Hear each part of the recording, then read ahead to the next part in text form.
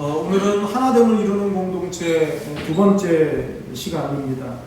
하나됨을 이루는 것과 관련해서 우리 중 어느 누구도 아마 이견이 없으리라고 생각이 됩니다. 같은 믿음의 고백을 하는 모든 사람이 하나의 교회이듯이 교회 안에 소그룹이나 또 부서 역시 다 하나가 되어야 합니다. 더 작게는 각 가정이 온전한 하나가 되어야 합니다. 다 알고는 있지만 바로 그 하나됨을 이루는 것이 얼마나 어려운 일입니까? 왜냐하면 하나됨을 깨뜨리는 많은 요인들이 있기 때문입니다. 그중 오늘과 다음 주에 걸쳐서 두 가지 정도를 생각해 보려고 합니다. 오늘은 욕심에 대해서, 하나됨을 깨뜨리는 욕심에 대해서 함께 살펴보려고 합니다. 오늘의 본문은 하나님께서 모든 천지 만물을 사람까지 포함해서 다 창조하시고 난 이후에 얼마간의 시간이 흐른 뒤에 있었던 일을 보여줍니다. 1절을 보면요. 그런데 뱀은 여호와 하나님이 지으신 들짐승 중에 가장 간교하니라. 뱀이 여자에게 물어 이르되 하나님이 참으로 너희에게 동산 모든 나무의 열매를 먹지 말라 하시더냐. 사탄이 뱀을 이용했습니다. 그 이유가 뭡니까? 들짐승 중에 가장 간교했기 때문이라고. 이 간교하다라는 말은 영리하다, 예민하다, 교활하다 등의 뜻이 있습니다. 막 여러 짐승들이 있는데 그 중에서 가장 교활하고 가장 예민하고 영리한 짐승인 뱀을 이용해서 사람을 사탄이 유혹한 사건입니다. 뱀을 콕 집어서 사람을 유혹한 것이죠. 뱀이 하와에게 접근해서 한 말 중에 거슬리는 두 개의 단어가 있습니다. 첫째는 참으로라는 말입니다. 참으로. 그 다음에 두 번째는 모든 나무, 모든이라는 말이에요. 여러분, 하나님은 참이시지 않습니까? 하나님은 진리이시지 않습니까? 하나님께서 뭔가를 말씀하시거나 명령하실 때 우리 인간처럼, 우리 얄팍한 인간처럼 뭐 돌려 말한다든지 아니면 비꼬아서 말씀하신다든지, 하나님은 참이시기 때문에 그러시지는 않거든요. 근데 그 하나님이 하신 말씀과 관련해서 지금 뱀이 유혹을 하는 과정에서 참으로 그렇게 얘기했냐고, 마치 하나님이 의심스러운 무슨 모습이 있으시냐, 뱀은 그런 뉘앙스를 가지고 하와에게 접근을 했고요. 두 번째는 모든 나무라고 했습니다. 하나님께서 모든 나무의 열매를 먹지 말라고 하지 않았니? 라고 물었단 말이죠. 하나님은 거꾸로 반대로 말씀하셨잖아요. 모든 걸 다 먹어라. 근데 하나는 안 된다. 이렇게 말씀하신 걸 가지고 뱀은 모든 것을 먹지 말라 하지 않았느냐라고 묻고 있거든요. 처음부터 의도를 가지고 넘어뜨리는 게 목적인 질문을 해본 거죠. 저는 이 부분이 사탄의 1차 전략입니다. 이라고 생각합니다. 떠보는 거, 슬쩍 던져보는 거. 슬쩍 던져봤는데 덥석 물면 2단계에 돌입하지 않겠습니까? 여러분, 사단이 우리를 그렇게 넘어뜨리려고 합니다. 동산 모든 나무의 실과를 먹지 말라고 하시지 않았니? 라고 묻는 그 뱀의 그 모습이 얼마나 교활하고 간교합니까? 여기서 우리가 알아야 할 것이 있습니다. 사탄은 우리를 유혹해 올 때 결코 어설프지 않습니다. 사탄은 결코 어설프게 우리를 넘어뜨리려고 유혹하는 게 아니라는 겁니다. 우리가 너무 긴장감 없이, 우리의 마음이 너무나 느슨해져 있어서 사단의 유혹에 쉽게 넘어가는 반면, 사단은 우리 하나를 넘어뜨리려고, 아니 내가 뭔데, 아니 나를 넘어뜨리겠다고 뭐 저 정도까지 할 정도로 사단은 아주 꼼꼼하고 촘촘하게 계획을 세워서 우리를 넘어뜨리려 한다, 그 말입니다. 하나님께서 뭐라 말씀하셨는지까지 이미 다 알고, 정확히 알고 덤벼든다, 그 말입니다. 하와가 나름 대답을 잘한 것 같지만 빈틈이 있었죠. 자, 3절을 볼까요? 동산 중앙에 있는 나무의 열매는 하나님의 말씀에 너희는 먹지도 말고 만지지도 말라, 너희가 죽을까 하노라 하셨느니라. 하와는요, 하나님이 하신 적이 없는 말까지 해서 대답을 해주고 있어요. 만지지 말라는 말씀은 하나님이 하시지 않았잖아요. 여러분, 이 대목을 보면 하와가 지금 하나님의 말씀에다가 자기의 생각을 덧붙이고 있음을 우리가 알 수 있습니다. 그녀의 마음속에 자리한 생각이 그러했기 때문이죠. 하나님의 말씀에 자기의 생각을 넣는 것. 여러분, 그러면 어떻게 됩니까? 하나님을 오해하게 되죠. 하나님은 먹지 말라 그랬는데 만지지도 말라라고 하셨다고 대답을 하거든요. 하나님에 대한 하와의 생각이 어떠한가를 보여주는 거죠. 여러분, 우리가 잘못 그냥 가볍게 생각하면 그냥 지나갈 수 있는 대목이지만 조금만 좀 자세히 생각을 해보십시오. 지금 하와는 하나님을 왜곡시키고 있어요. 하나님은 먹지 말라라고 말씀하셨는데 만지지 말라라는 하와 자신의 생각까지 더해가지고 마치 그렇게 하나님이 말씀하신 것처럼 먹지 말라고 한 걸 만지지도 말라고 했으니까 그만큼 더 강하게 하나님의 명령을 더 강화시킨 것처럼 보이지만 실은 그 반대인 거죠. 하나님을 왜곡시키고 하나님이 그런 분이었나? 하나님이 그러셨을까라는 의구심이 만들어지게 할 만한 이야기를 지금 하고 있는 거예요. 하와 자신이 그렇게 생각한 거죠. 하나님에 대한 의구심. 뱀이 지금 나한테 다 먹지 말라고 하지 않았냐라고 했을 때 먹지도 말고 만지지도 말라고 했다고 안 했는데도 그렇게 말한 걸 보면 지금 하와의 마음속에는 하나님에 대한 왜곡된 이미지가 있는 것입니다. 여러분, 마태복음 25장에 보면 달란트의 비유가 나오지 않습니까? 5달란트, 2달란트, 1달란트 받은 사람의 이야기. 여러분이 잘 아시는 이야기죠. 그 이야기, 주인이 멀리 갔다가 돌아와서 정산을 하는데 5달란트 받은 자, 2달란트 받은 자하고 정산을 다 끝내고 이제 한 달란트 받은 사람하고 정산하는 과정에서 너 이제 뭘 남겼나 좀 볼까? 라고 했을 때 그때 파묻었던 1달란트를 꺼내면서 이 1달란트 받았던 사람이 했던 첫 마디가 뭡니까? 당신은 굳은 사람이라. 이 말을 쉬운 말로 풀면 당신은 냉정한 사람이라. 당신이 워낙 냉정한 사람이기 때문에 내가 이거 1달란트 가지고 이것도 엄청 큰 건데 이 1달란트 가지고 내가 뭔가 시도하다가 이걸 잃었을 때 당신같이 냉정한 사람이 나한테 어떻게 할지를 생각하니 두려워서 그걸 갖고 뭔가를 시도할 수 없었다고. 주인을 왜곡시켰잖아요. 자기 생각을 넣어서 주인은 이런 사람이야. 그러므로 그런 냉정한 사람이 나를 가만두지 않을 거야 라고 하는 자기 생각을 넣어가지고 명령에 순종하지 않은 그 모습이나 지금 하와가 만지지도 말라고 했다고 이렇게 말하는 그 모습 속에서 보여주는 그 모습이나 크게 다르지 않다는 겁니다. 하나님을 왜곡시키고 하나님을 오해하고 있는 거예요. 자기 생각을 넣어서 말이죠. 그러니까 하나님의 명령을 강화시키는 것처럼 보이지만 실은 약화시키는 거예요. 그게 이제 말하자면 사단이 뱀이 유혹하면서 슬쩍 던진 것을 아주 덥석 물어버리는 그런 장면이 되는 거죠. 우리가 하나님을 오해하면 하나님의 말씀에 내 생각을 넣어서 자의로 해석하게 됩니다. 그럼 본래 하나님께서 내게 주신 명령의 의미는 잊어버리고 내 생각에는 하는 그런 태도를 갖게 됩니다. 여러분, 신앙생활이 뭡니까? 내 생각에는 하며 살던 걸 하나님의 말씀은, 하나님의 뜻은 하면서 삶의 태도가 바뀌는 것, 그렇게 바뀌어져 가는 과정, 그것이 신앙생활 아닙니까? 모든 걸 내 생각에는에 맞춰서 살다가 하나님은 뭐라 하실까? 하나님의 뜻은 뭘까? 끊임없이 묻고 묻는 그 과정이 신앙생활 아니겠습니까? 하나님은 모든 나무의 열매를 먹지 말라고 하신 적이 없습니다. 하지만 뱀의 질문은 모든 나무의 열매를 먹지 말라고 하시지 않았냐 였습니다. 그럼 여러분, 뭐라고 대답해야 맞을까요? 하와가 이렇게 대답해야 되는 거 아니겠습니까? 아, 무슨 소리? 뱀, 너 지금 거꾸로 말하고 있어. 하나님은 다 먹어도 돼. 근데 한 가지 저거 동산 중앙에 있는 선악을 알게 하는 나무 그 열매만큼은 먹으면 안 돼. 다 먹어도 되는데 그건 안 되라고 말씀하셨지. 너처럼 다 먹으면 안 되라고 말씀하신 일이 없어 라고 말했어야 됐습니다. 하와는. 그런데 그렇게 말하지 않죠. 뱀이 모든 걸 먹지 말라 하시더냐? 라고 물었을 때 하와는 모든 이란 말을 빼고 대답합니다. 모든으로 대답했어야 됐어요. 모든 걸 다 먹어도 되는데 하나 안 돼. 이렇게 대답했어야 되는데 그 모든을 빼고 대답합니다.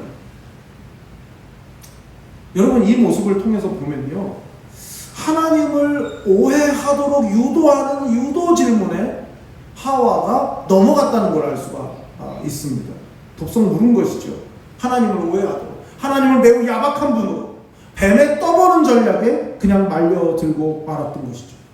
하나님이 야박한 하나님이 인간을 괴롭히는 것처럼 그렇게 말하는 뱀에게 맞장구를 치는 셈입니다. 때는 이때다 싶어서 뱀은 2단계의 작전에 들어가죠. 4절 5절입니다. 뱀이 여자에게 이르되 너희가 결코 죽지 아니하리라. 너희가 그것을 먹는 날에는 너희 눈이 밝아져 하나님과 같이 되어 선악을 알 줄 하나님이 아시니라.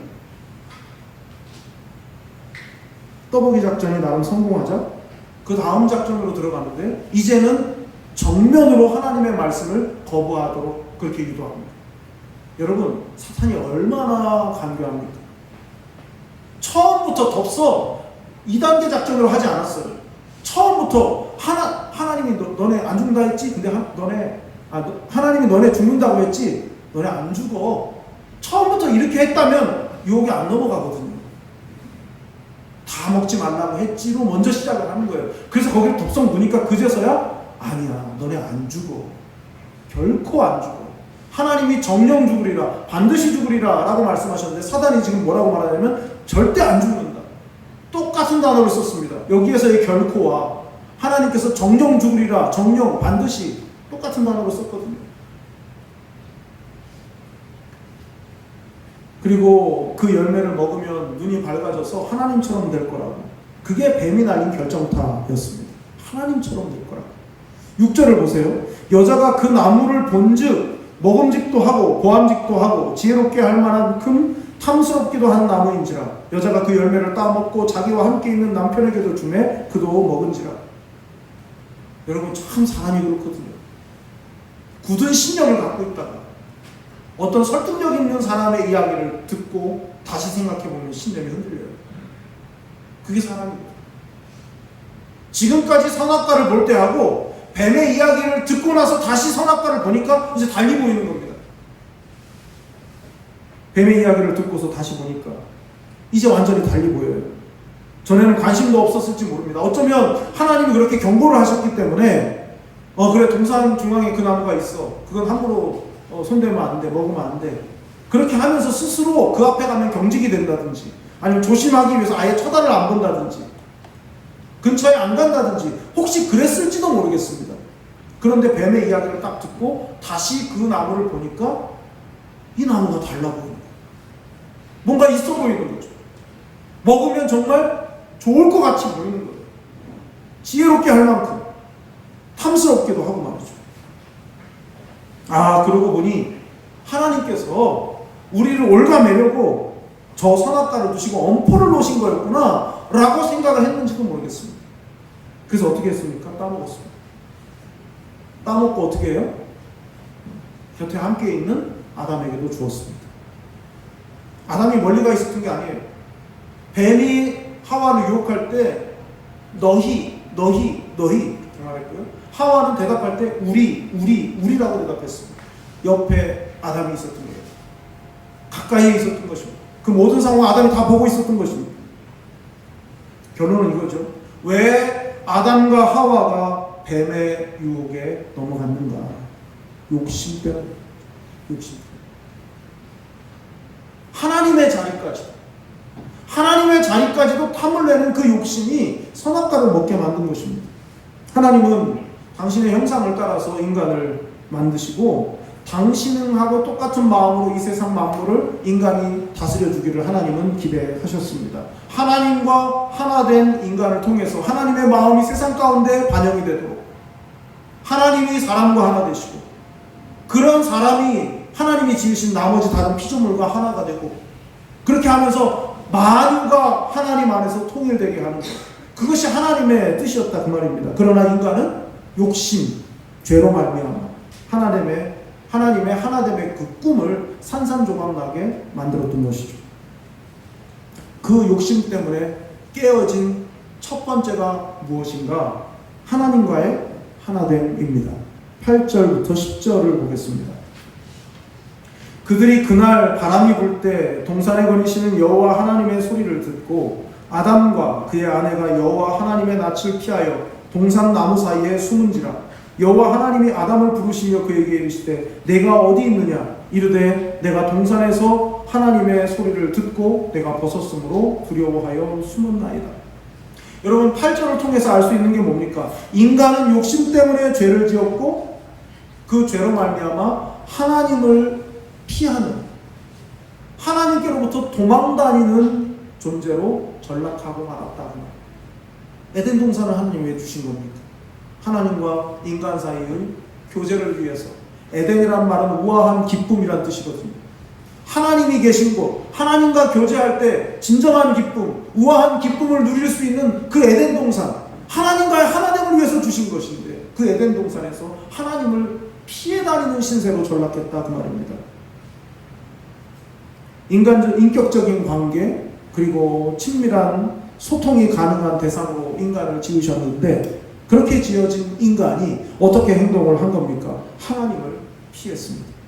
하나님의 소리가 들리면 반갑고 들뜬 마음으로 하나님을 향해서 두 팔을 벌리고 시선을 맞춰야 할 그 인간이 이제 하나님의 소리가 들리면 어디 숨을 곳이 없나를 찾는 그런 신세가 되었다 그 말입니다. 무엇 때문입니까? 죄 때문에, 욕망 때문에, 욕망을 다스리지 못한, 더 정확히 말하면 하나님의 말씀을 신뢰하지 못한 인간의 죄악이 사람으로 하여금 하나님을 피하는 존재가 되게 만들었다 그 말입니다. 여기서 한 가지 짚고 넘어가야 될 것이 있습니다. 다름 아닌 선악과의 의미입니다. 선악과는 금지 명령이죠. 금지 명령. 하나님께서 누구신지, 하나님께서 싫어하시는 것이 무엇인지를 정확하게 알게 하는 기능이 바로 이 선악과에 있는 겁니다. 선악을 알게 하는 나무의 열매는 먹지 말라고 말씀을 하셨어요. 그럼 인간은 누구입니까? 하나님은 말씀하시는 존재, 인간은 그 말씀에 순종하는 존재라는 것을 정확히 눈으로 확인할 수 있는 게 뭡니까? 선악과예요. 하나님이 저걸 먹지 말라고 나한테 말씀을 하셨고 나는 그 말씀에 순종해야 하는 존재이지, 내가 하나님의 형상을 닮은 유일한 존재이지만 그렇다고 내가 하나님이 아니라고 할 수 있는 것은 바로 저 선악과를 통해서 내가 확인할 수 있지. 금지 명령을 통해서 욕망을 다스리고 하나님께 순종하는 존재로서 살도록 하나님이 주시는 은혜의 선물이 바로 선악과입니다. 금지 명령은 나는 누구인가, 하나님이 누구신가를 기억하게 하는, 눈에 보이고 마음에서 들리는 소리입니다. 너희들 위해 내가 있다. 그게 선악과죠. 이스라엘 사람들이, 남자들이 아마 영상 같은 데서 보셨을 겁니다. 예루살렘 서쪽 벽, 흔히 통곡의 벽이라고 부르죠. 나머지 쪽은 다 무너져서 없고 서쪽 벽만 남아있는데 그걸 이제 통곡의 벽이라고 부릅니다. 사람들이 그 돌틈에다 손을 넣고 이렇게 기도하죠. 종이에다 적어가지고 그 틈 사이에다 꽂아놓기도 하고. 근데 그 장면을 보면 남자들이 머리에 하얀 빵떡모자 같은 걸 쓰고 있거든요. 그게 이제 키파라는 겁니다. 그 키파는 그걸 왜 쓰냐, 머리에. 내 머리 위에 하나님이 계시다를 피부로 느끼기 위해서. 그리고 딴 사람이 쓰고 있는 걸 보면 눈으로 통해서 아, 우리 위엔 하나님이 계시지. 그걸 기억하라고 머리에 쓰는 게 키파입니다. 선악과가 바로 그런 것이죠. 하나님은 내게 말씀하시고 나는 그 뜻에 순종. 하나님을 잊지 않고 하나님을 기억하게 하는 장치가 바로 이 선악과입니다.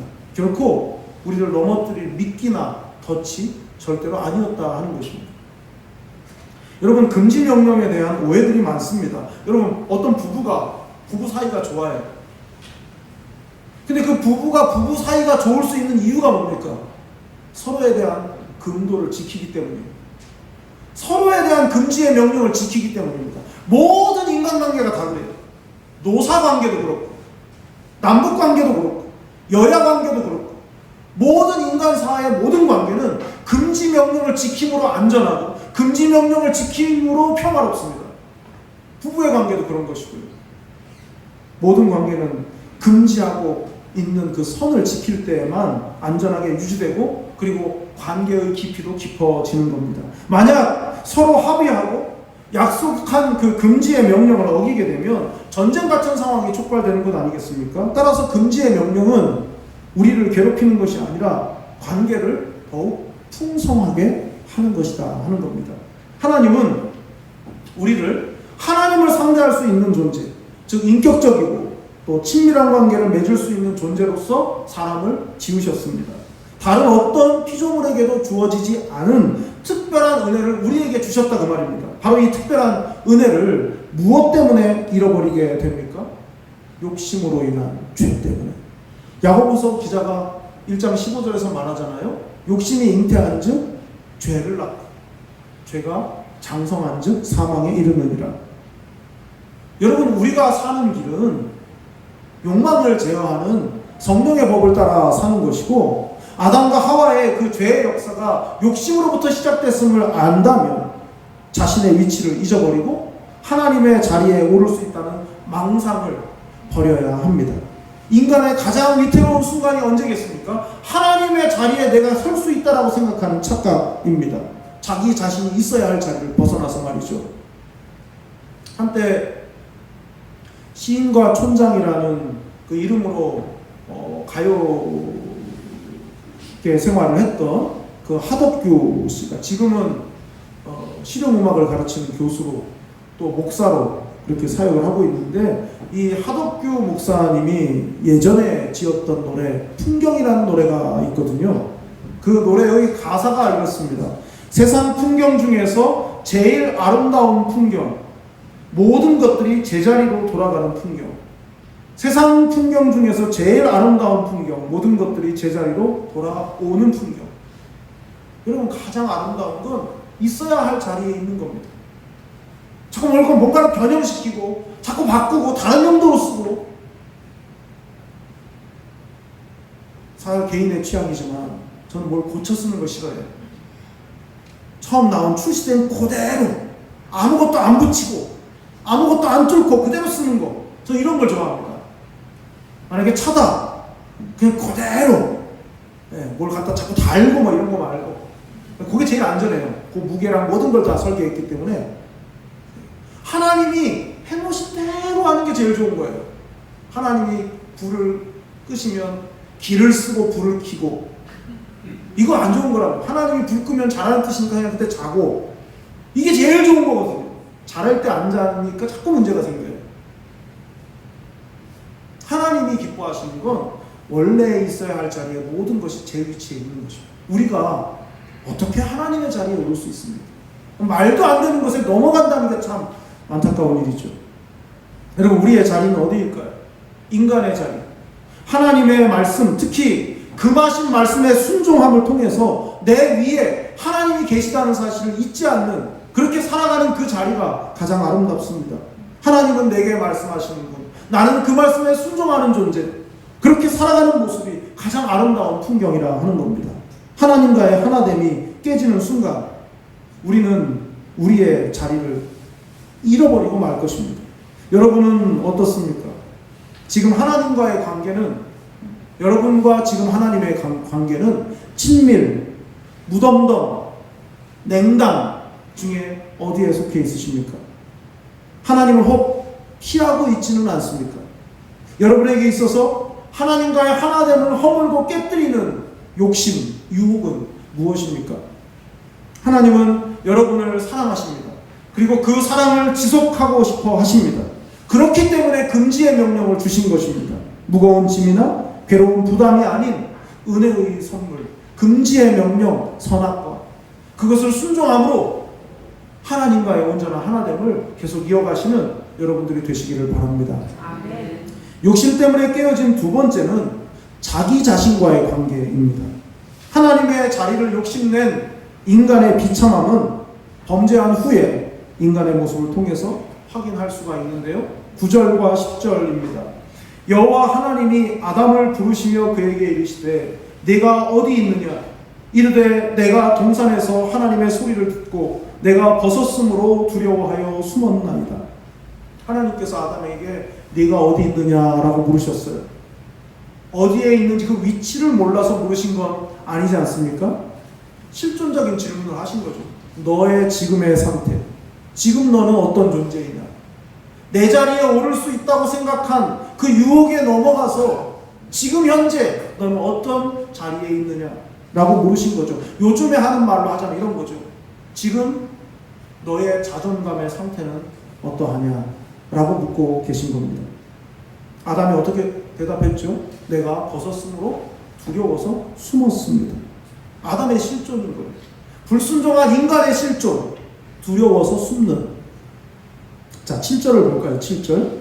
이에 선악과를 따먹어서 이에 그들의 눈이 밝아져 자기들이 벗은 줄을 알고 무화과 나무 잎을 엮어 치마로 삼았더라. 하나님께서 금하신 실과를 먹은 인간에게 찾아온 것은 하나님처럼 되는 것이 아니라 벌거벗었음을 알고 수치를 느끼는 거였습니다. 솔직히 우리는 잘 상상이 안 되고 이해가 되질 않아요. 벗은 게 수치심이 안 느껴지는 그 범죄 이전의 상태가 사실 잘 상상이 되지를 않습니다. 미국의 어떤 교회 그 텔레비전 뉴스에서 봤거든요. 에덴으로 돌아가자 그래서 목사도 다 벗고 예배를 인도하고 앉아있는 분도 다 벗고, 근데 그게 안 창피하다는 게 이상한 거죠. 죄 지은 인간은 그게 창피해야 정상이에요. 여러분 상상하지 마세요. 여러분 그게 말이 됩니까 그게? 근데 범죄 이전의 인간의 상태는 그런 수치를 느끼는 감정을 이해할 수 없는, 우리랑 정반대인 거죠. 나에 대해서도 수치감을 느끼지 않고 상대에 대해서도 그 수치를 신경 쓰지 않는 그런 상태였다 이거죠. 범죄하기 이전에는. 범죄한 이후에는 인간은 나의 수치를 가려야 하고 나의 수치를 가려야 누군가 앞에 설 수 있는 상태가 되었고 또 다른 사람의 수치를 신경 써야 되는 그런 존재가 되고 말았습니다. 어떤 유명 뮤지컬 여배우가 텔레비전에서 하는 얘기를 들었던 적이 있습니다. 아이도 낳아서 기르고 있는데 한 번도 남편한테 화장 안 한 민낯을 보여준 적이 없대요. 여러분 어떻게 생각하십니까? 혹시 여기 그러신 분이 혹시 계실지 몰라서 좀 조심스럽습니다만 그건 아니라고 생각해요. 남편을 못 믿는 거죠. 아니면 자존감이 너무 낮은 거예요. 나의 맨 얼굴 있는 모습 그대로를 상대가 인정하기 어렵거나 받아줄 수 없다라고 하는 막연한 두려움이 그 사람으로 하여금 저 방구석에 뒤로 돌아서 깼나 안 깼나 보면서 막 이렇게 하게 만든 거죠.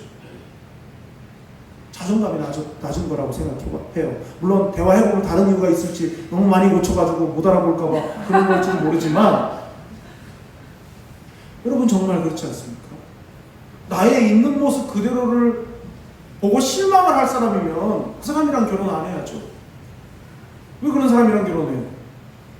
처음부터 맨 얼굴로 너무 들이대면 또 놀라기는 해요.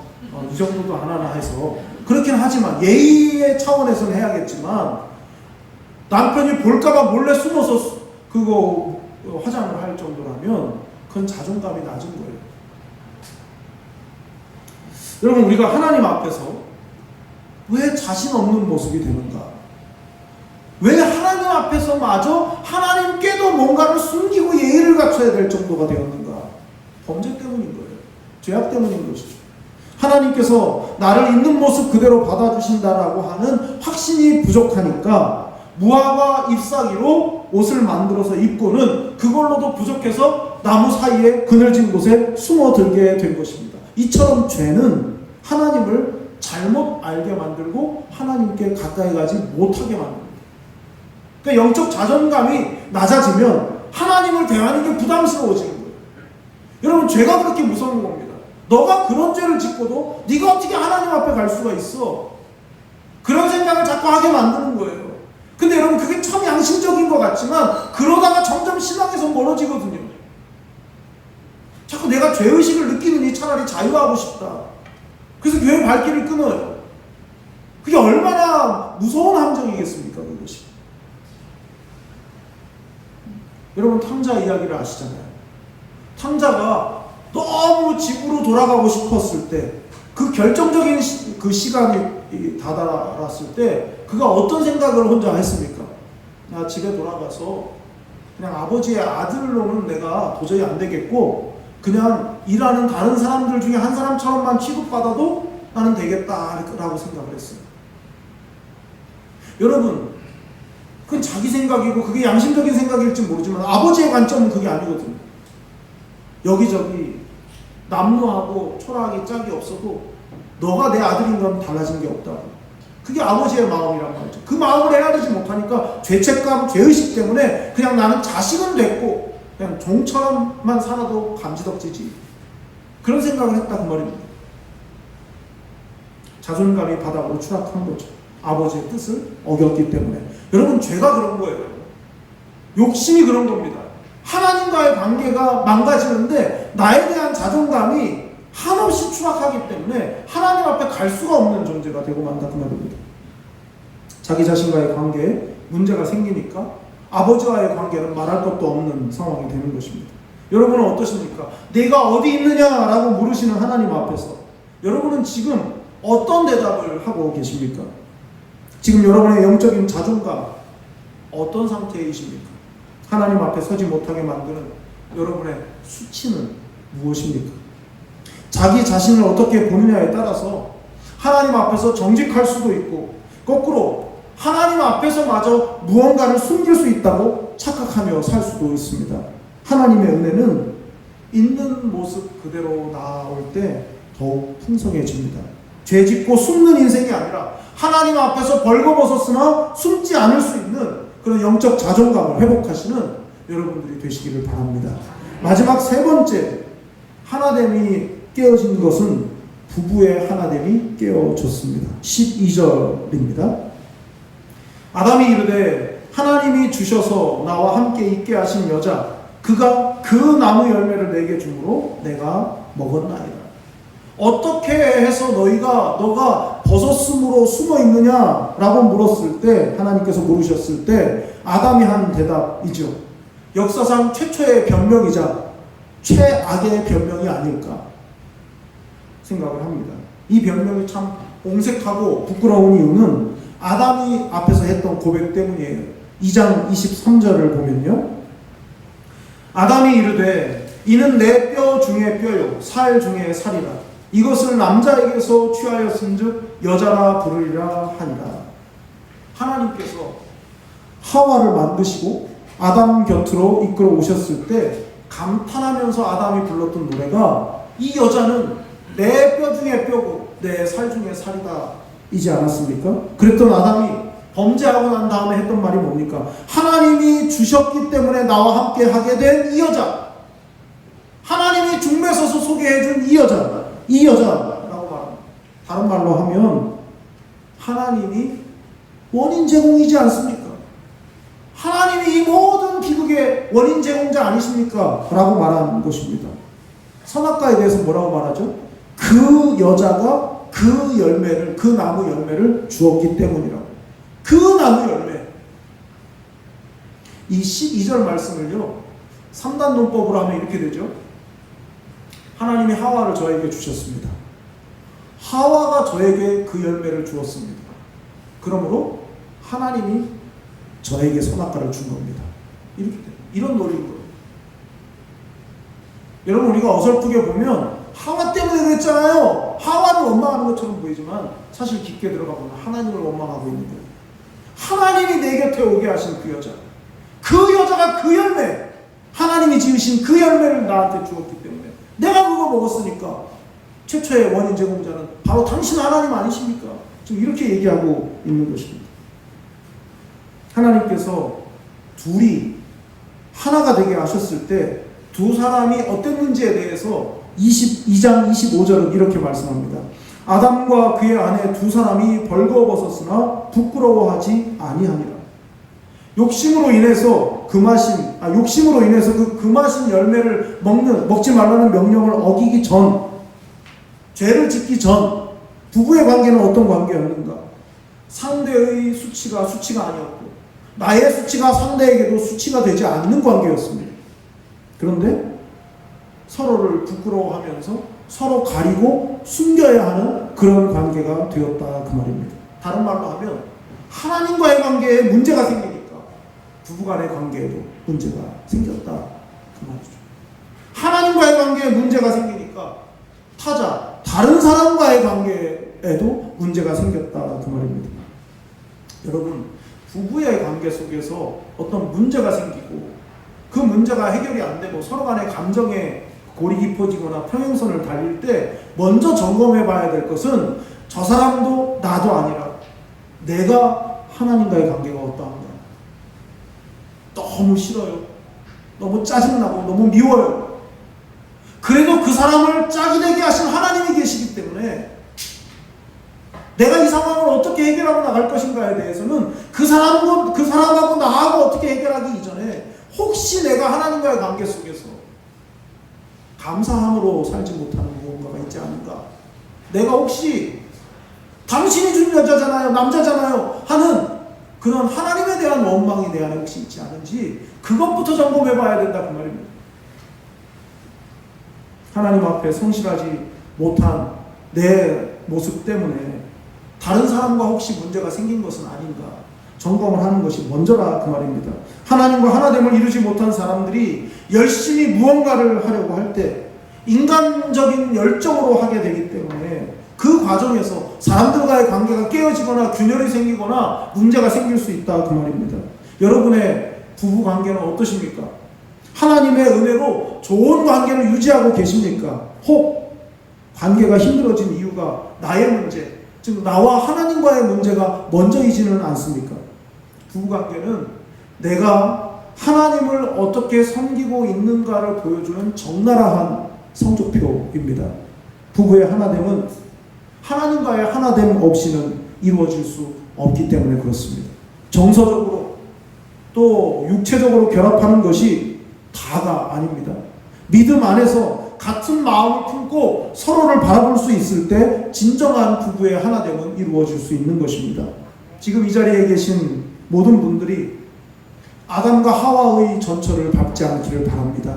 욕망은 하나님과 우리 사이를 멀게 만듭니다. 욕망은 나 자신을 잘못된 방식으로 사랑하게 만듭니다. 그 결과 하나님 앞에서 숨는 자가 될 수밖에 없습니다. 사랑하는 교회 여러분, 먼저 하나님과 하나됨을 이루시기를 바랍니다. 하나님과 하나됨을 이루는 것은 나 자신을 진정으로 사랑하는 것입니다. 여러분이 하나님과 하나됨을 이루고 여러분 자신을 진정으로 사랑하게 될 때 배우자, 가족, 그리고 믿음의 지체들이 여러분으로 인해서 행복을 경험하게 될 줄로 믿습니다. 기도하겠습니다. 살아계신 아버지 하나님, 인간의 어리석은 욕심, 욕망, 바로 그 죄로 말미암아서 하나님과의 관계도 깨어지고 나 자신을 바라보는 눈도 잘못되고 그리고 부부의 관계, 가장 가까운 사람과의 관계마저도 깨어질 수밖에 없는 것이 우리의 어리석음 때문임을 봅니다. 죄로 말미암아 욕심으로 말미암아 하나됨을 이루지 못하는 그 어리석음의 죄를 범하지 않게 하여 주시고 먼저 하나님과의 관계가 바른 관계, 내 위에 하나님이 계시고 금하신 명령을 지키는 것이 하나님과의 친밀한 관계, 그 깊은 관계를 유지하는 길임을 기억하고 나를 보호하신 하나님의 손길임을 기억하고 겸손히 순종함으로 아름다운 하나됨을 이루어가는 우리 모두가 될 수 있도록 인도하여 주시옵소서. 사랑이 많으신 예수님의 이름으로 기도드리옵나이다. 아멘.